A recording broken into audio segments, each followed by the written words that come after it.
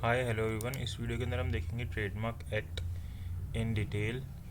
ठीक है, तो मतलब पूरा ट्रेडमार्क एक्ट नहीं, सेक्शन 34 ऑफ ट्रेडमार्क एक्ट देखेंगे। ठीक है, तो उससे पहले कुछ बेसिक्स देखेंगे इंडियन ट्रेडमार्क लॉ के अंदर कि किस तरीके से इंडियन ट्रेडमार्क लॉ बढ़ा, and then we will come to section 34 of Indian trademark. तो जो इंडियन ट्रेडमार्क लॉ है, ये जैसे अदर कंट्रीज़ के अंदर है, ऐसे ही हमारा भी इतना पुराना कोई लॉ नहीं है इंडियन ट्रेडमार्क लॉ। तो अभी इसको आगे स्टार्ट करते हैं, उससे पहले मैं आपको एक इन्फॉर्मेशन दे देता हूँ कि अगर आप जुडिशरी की प्रिपरेशन करना चाहते हैं तो आप अनअकैडमी के थ्रू कर सकते हैं। This is special offer now और never buy 6 month subscription, you will get 1 month subscription for free 12 months 2 months। So you have to avail this offer by using my code Kushank KUSHANK।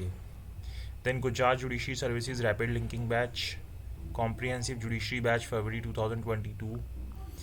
Elevate your judiciary exam preparation with these free test series जो आपको screen पे दिख रही है। Monday, Tuesday, Wednesday, Thursday, Friday को सारे दिन कोई ना कोई टेस्ट है that you can attend on Unacademy app by using my code KUSHANK। Then expert guidance for your judiciary 2022-23 preparation to top educators of Unacademy. Then अगर आप plus subscription लेते हैं तो आपको India's best educator, interactive live classes, live test and quizzes, structure courses and PDFs मिल जाएंगे। Then free special classes every day, ये सभी टॉपिक्स हैं, हर एक जितने भी टॉपिक्स जुडिशरी में आते हैं सबकी लाइव क्लासेस होती है। सो वो आप एक्सेस कर सकते हो कुशांक कोड यूज़ करके, और उसके अंदर मेरी भी आपको क्लासेस मिल जाएंगी। Then judiciary iconic now live doubt solving 1:1 live mentorship, mains focus test series, all benefits of plus. सो अगर आप ये लेते हैं तो आपको ये बेनिफिट्स मिल जाएंगे। No distraction, no confusion, get dedicated 1:1 session with your mentor, clear all your doubts with 1:1 live mentorship platform, book your slot now. Then pricing plan plus subscription 1 month का इतना है। अगर आप 24 months एक साथ लेते हो तो 22,291 रुपीज़ ही आपको 1 month का पड़ेगा, लेकिन अगर आप 1 month का एक बारी मिलोगे तो 6,875 रुपीज़ पर मंथ के पड़ेंगे। तो इसके ऊपर आपको 20% ऑफ मिल जाएगा अगर आप मेरा कोड यूज़ करेंगे कुशांक KUSHANK। ठीक है, then these are Unacademy platforms for YouTube and Telegram. चलिए अब हम आते हैं अपने ट्रेडमार्क एक्ट के ऊपर वापस। अब ये जो मैं आपको बता रहा था कि इंडियन ट्रेडमार्क लॉ है, जैसा कि एक सेकेंड, ठीक है, चलिए, इंडियन ट्रेडमार्क लॉ है is not as old as many other laws in the country. जैसे बाकी लॉज हैं इतने पुराने हैं, इतना पुराना लॉ नहीं है। 1940 से पहले क्या होता था कि हमारी कंट्री में कोई भी ट्रेडमार्क लॉ नहीं था, तो उस वक्त हम किसके ऊपर रिलाई करते थे? हम specific relief act and registration act के ऊपर रिलाई करते थे इन मैटर से डील करने के लिए, ट्रेडमार्क से डील करने के लिए। लेकिन उसके अंदर कोई डेफिनाइट लॉ नहीं था। अब स्पेसिफिक रिलीफ है कोई स्पेसिफिकली ट्रेडमार्क के लिए तो बना नहीं हुआ, या रजिस्ट्रेशन एक्ट सिर्फ ट्रेडमार्क के लिए तो बना नहीं हुआ। तो गवर्नमेंट को ये रियलाइज़ हुआ कि अब हमारी कंट्री के अंदर ट्रेडमार्क लॉ की ज़रूरत है। तो सबसे पहला ट्रेडमार्क लॉ बना 1940 के अंदर, जिसको हम इंडियन ट्रेडमार्क एक्ट बोलते थे। देन इसके अंदर सभी प्रॉब्लम्स, इश्यूज जो भी हमारी अराइज हो रही थी ट्रेडमार्क से रिलेटेड, वो सारी हमने सॉल्व की थी। ठीक है, तो अब हमारी कंट्री के अंदर ट्रेड कॉमर्स ग्रो हो रहा था, तो उसके लिए भी ये एक इम्पॉर्टेंट था, क्योंकि हमारी कंट्री धीरे धीरे हर चीज़ के अंदर ग्रो हो रही थी। तो जितने भी हमारे ट्रेडमार्क से रिलेटेड इश्यूज थे वो ज़्यादातर इसी एक्ट के थ्रू मैनेज हो रहे थे। फिर इसको 2 डिकेड्स बाद चेंज कर दिया और नया एक्ट आया, trademark and merchandise act of 1958। फिर इसके अंदर भी काफ़ी सारे इश्यूज जो थे कि किस तरीके से मिस यूज़, फ्रॉड हो रहा था जो ट्रेडमार्क का, उससे कैसे बचा जाए, जो कि पुराना एक्ट नहीं कर पा रहा था। लेकिन इसके अंदर भी काफ़ी सारी हमें कमियां मिली काफ़ी जल्दी। ठीक है, क्योंकि हमारी इकोनॉमी जो थी बहुत डायनेमिकली बढ़ रही थी, बहुत तेज़ी से बढ़ रही थी, तो हमें इसके अंदर भी प्रॉब्लम आने लगी। और सेम टाइम पे हमने जो ट्रिप्स थी, trade related aspects of intellectual property agreement भी हमने साइन किया। ठीक है, तो जब ये एग्रीमेंट साइन किया तो इसके चलते फिर हमें जो ट्रिप्स एग्रीमेंट था उसके चलते वर्ल्ड ट्रेड ऑर्गेनाइजेशन की जो चीज़ें थी वो भी हमें फॉलो करनी थी, और उसी के चलते फिर हमने एक नया ट्रेडमार्क एक्ट लेके आए, द ट्रेडमार्क एक्ट 1999, जिसको अभी हम पढ़ रहे हैं। ठीक है, तो आपको ये समझ आ गया कि ट्रेडमार्क एक्ट जो अभी हम पढ़ रहे हैं वो किस तरीके से आया हमारे सामने, है ना। तो अब हम देखते हैं सेक्शन 34 ऑफ इंडियन ट्रेडमार्क। तो बेसिकली देखो, अगर आपको इन 1 लाइन बताऊं, सेक्शन 34 ये बोलता है कि अगर आप पहले से कोई ट्रेडमार्क यूज़ करते आ रहे हो ना, चाहे आपने उसको रजिस्टर नहीं भी कराया, तो आपको उसका राइट है कि आप उसको यूज़ कर सकते हो। इतनी सी बात है मेन तो। बट हम इसको देखते हैं डिटेल के अंदर क्या बोला गया है हमें। The Section 34 of Indian Trademark Act protects the right of owners of a trademark who have not registered their trademark but using it before anyone else for a period of time। यानी कि मैंने अपने trademark को register नहीं कराया, but it has been a so long that I have been using that trademark from earlier than anybody else, कि कोई और जब उसको यूज़ करता है उससे पहले से ही मैं उसको यूज़ करता आ रहा हूँ। The section says that no provision of the act shall let any registered trademark owner violate any right of a person who have been using any such similar trademark for a period of time prior to the date of first use। The latter trademark और the registration of new trademark. यानी मान लो, जैसे मान लो ये मेरा एक symbol है इस तरीके का, कुछ भी मान लो आप, ठीक है, इसको मैं बहुत टाइम से यूज़ करता आ रहा हूँ, मान लो 1950 से यूज़ करता आ रहा हूँ, अभी 2000 सन में आके कोई इसका रजिस्ट्रेशन ले लेता है, ठीक है, ट्रेडमार्क अथॉरिटीज़ को नहीं पता क्योंकि रजिस्टर नहीं हो रखा, तो कोई इसका ट्रेडमार्क ले लेता है। तो अब अगर मैं जाऊँगा तो मेरे को कोई यूज़ इस ट्रेडमार्क को यूज़ करने से नहीं रोकेगा, because I am using this trademark earlier than this person who has get the registration of this trademark, ठीक है। This state that an owner of an exchange mark doesn't reserve the privilege to forestall at the utilization of another gathering of an is indistinguishable or comparable in print where the user started proceeding the user for date of enlistment of the honor. This is usually alluded to as first user, जिसको हम first user बोलते हैं, जो पहले से use करता आ रहा है, rule which is an original piece of trademark act. तो इसके अंदर क्या, सेक्शन 34 के अंदर फंडामेंटल क्या, यानी कि अगर आपने पहले से यूज़ करते आ रहे हो तो आपका राइट है कि आप ही उसको यूज़ करोगे, आपको कोई नहीं रोक सकता उसको यूज़ करने से।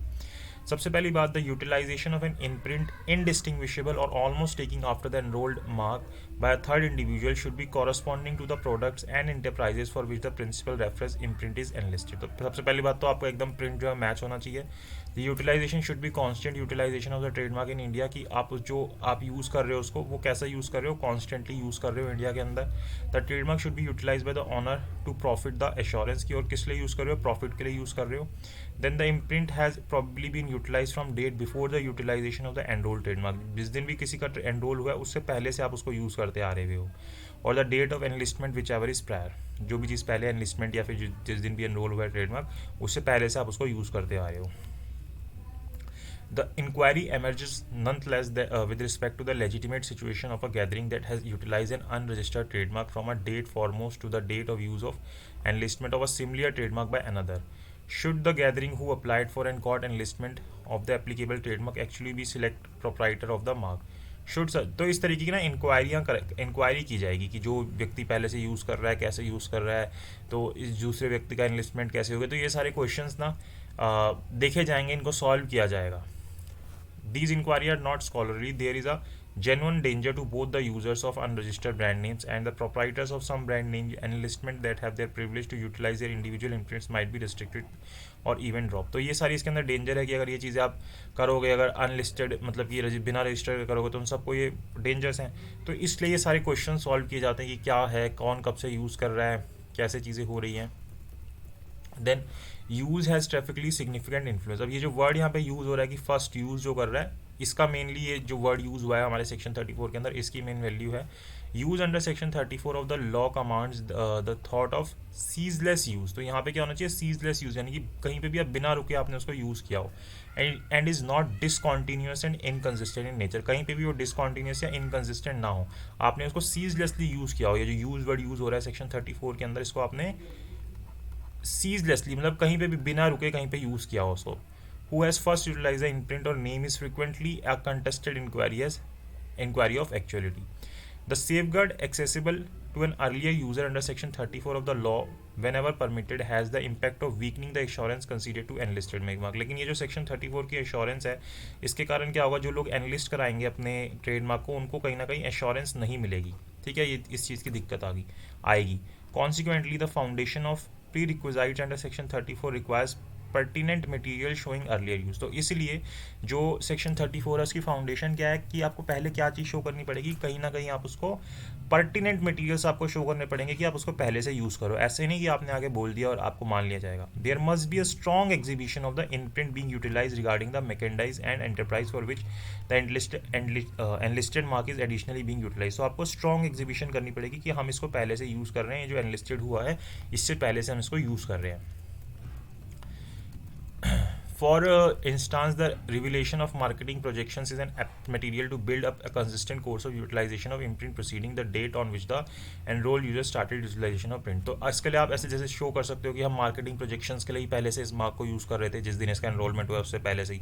तो इस तरीके से आप शो कर सकते हो कि हाँ, ये जो ट्रेडमार्क है पहले से, मतलब ये मार्क जो है पहले से यूज़ करते आ रहे हो।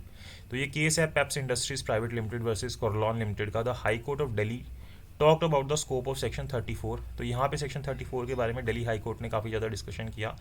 And if it can be used as defence, तो यहाँ पे बोला कि अगर इस सेक्शन को आपको एज अ डिफेंस यूज़ करना है, while also discussing descriptive trademark, साथ साथ डिस्क्रिप्टिव ट्रेडमार्क्स के बारे में भी बात की। We are this suit under the steady gaze of Delhi High Court, the plaintiff party looked for an announcement of lasting order against the respondent from assembling, selling, offering available to be purchased, publicizing, offering type of assistance, straightforward or an roundabout way of managing in mercantile and enterprise under the analyst mark not done, or in any way utilizing the plaintiff enrolled mark not done, or whatever other brand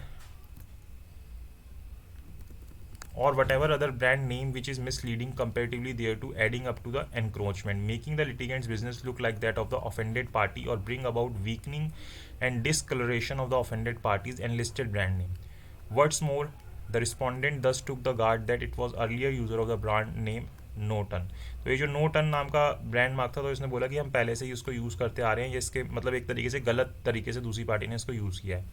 the honourable मतलब बाद में use किया है शुरू। The honourable court held that it's obvious that the plaintiff has an enrolled trademark that is imprint no ton. तो honourable high court बोलता है कि भाई जो प्लेंटिव है उसका पहले से ही एनरोल्ड ट्रेडमार्क है नो टन के नाम से, is being utilize by the plaintiff as a trademark, जिसको वो ट्रेडमार्क के तौर पर यूज़ कर रहा है। The court additionally saw that the respondent is the earlier user of the imprint since year 2007। अब यहाँ पे कोर्ट देखता है कि जो रिस्पॉन्डेंट है जिसके अगेंस्ट सूट किया गया वो पहले से ही इस मार्क को यूज़ कर रहा है 2007 से। Since the utilization of the imprint by the respondent is irregular and not voluminous to set up the protection under section 34। तो कोर्ट यहाँ पे बोलता है कि जो रिस्पॉन्डेंट इसको यूज़ कर रहा है ना, इरेगुलर यूज़ कर रहा है और वॉल्यूमिनस यूज़ नहीं है, मतलब बहुत ज़्यादा क्वांटिटी में इसको यूज़ नहीं कर रहा, तो इसलिए इसको सेक्शन 34 की प्रोटेक्शन नहीं मिलनी चाहिए। The court held that the plaintiff would in any case not be qualified for the injunction for the explanation the imprint no ton is an expressive imprint, and that the plaintiff had not set any material on record to show that on the date of use or even on the date of enrollments plaintiff's brand name had gained the uniqueness to accomplish the situation when the notable imprint. तो यहाँ पे plaintiff के against भी बातें बोली high court ने कि कोई भी इस तरीके से मतलब क्वालिफाई नहीं होता जो प्लेंटिफ है इंजंक्शन लेने के लिए, जो ये जो इम्प्रिंट है नोटन का नाम का, ये जिस नाम से ये ट्रेडमार्क ले रहे हैं, क्योंकि प्लेंटिफ ने कोई मटेरियल रिकॉर्ड नहीं दिए कोर्ट के सामने कि भाई हम जब से यूज़ कर रहे हैं या जब एनरोलमेंट इसका किया है कि इस मार्क ने कोई अलग से यूनिकनेस गेन किया या कुछ ऐसे नोटेबल इम्प्रिंट गेन किया है, ठीक है। तो इंजंक्शन नहीं दी और उसको भी अलाउ नहीं किया। एक और केस आता है MSRJ components in shafts versus MS Deepak industries limited Messrs, ठीक है। The Delhi high court again revisited the doctrine of prior use of trademark under section 34। तो यहाँ पे भी यही सेक्शन 34 को देखा गया दिल्ली हाई कोर्ट के द्वारा, and revise the law that prior use will get priority over the latter use in the matters of trademark. तो इस लॉ को रिवाइज किया कि जो व्यक्ति पहले से यूज़ कर रहा है लॉ को उसको प्रायोरिटी मिलेगी जिसको ट्रेडमार्क मिला है उसके कंपैरिजन में, even if the prior user has not registered the trademark, चाहे प्रायर यूजर ने ट्रेडमार्क को रजिस्टर ना कराया हो। The moment the case was initiated by one Rajeev Kumar who profess to be the sole owner of messrs RJ parts and shafts, जो plaintiff की कंपनियां, against the defendant to limit them from in any way utilizing the plaintiff's enlisted brand name NAW, इस नाम को use कर रहे थे। The plaintiff companies occupied with matter of assembling and promoting of बरी आलिया गियर्स, मतलब ये गियर्स बनाते हैं प्लेंटिफ की कंपनी जो होती है, being form hauler leaves behind regard to products falling under class 12। तो क्लास 12 के अंदर ये एक तरीके से रजिस्ट्रेशन है, 32 क्लासेज होते हैं ना, उसके अंदर जो रजिस्ट्रेशन ली जाती है। The plaintiff battle that its business is grounded and the reproved brand name NAW is notable brand name, and throughout the long term its image has accumulated a bountiful altruism and notoriety in the exchange। तो बोलता है कि भाई हम बहुत time से अच्छे से यूज़ कर रहे हैं और इसको जो है बाउंटीफुली ऑल्ट्रिज्म मतलब एक अच्छा खासा नाम इमेज बिल्ड हो गई है। तो Rajeev Kumar further battle that at first his granted to the specific Ramji Das was the sole owner of the plaintiff company की, रामजी दास जो थे वो सोल ओनर थे, and by deed of task in the year 2000 Ramji Das appointed all rights title and interest of the brand name NAW in the assigner. तो ये जो है जो भी राइट्स वगैरह हैं सब कुछ ये असाइनर को दे देते हैं, मतलब जिसके नाम पे भी असाइन करते हैं। He additionally battle that according to the deed of the task he turn in to the enlisted owner of the imprint NAW, and after the demise of his granddad the contested imprint was being utilized by him। तो ये सारी बातें मतलब रखी गई कि इसके बाद इन्होंने यूज़ किया, ये सब हुआ। अब यहाँ पे कोर्ट क्या बोलता है, court express that despite a few chances the plaintiff had neglected to deliver any proof and no believable proof had been illustrated to gather that the brand name NAW was enrolled for the sake of Ramji Das was at any point utilized for him or was allotted to Rajiv Kumar. तो ये इतने सारे chances मिले उसके बाद भी ये जो व्यक्ति है प्रूव नहीं कर पाता.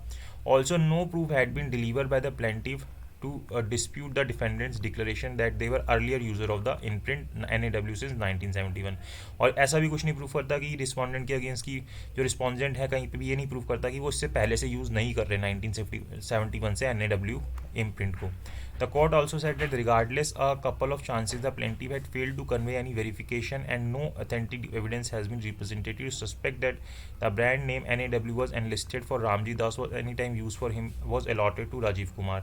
तो ये सारी चीज़ें कहीं पे भी वो प्रूव नहीं कर रहा. Additionally, no verification has been conveyed by plaintiff to question the defendant's presentation that they were prior court for the situation user of the engraving NAW since 1971. तो यहाँ पे दिल्ली हाई कोर्ट ऑर्डर कर देता है injunction against the plaintiff from utilizing the imprint NAW. तो इसके against plaintiff के against injunction हो जाता है कि आप इसको यूज़ नहीं करेंगे क्योंकि ये प्रायर यूज़र को डिसप्रूव नहीं कर पाता कि ये इसको पहले से यूज़ नहीं कर पा रहा जो रिस्पॉन्डेंट है.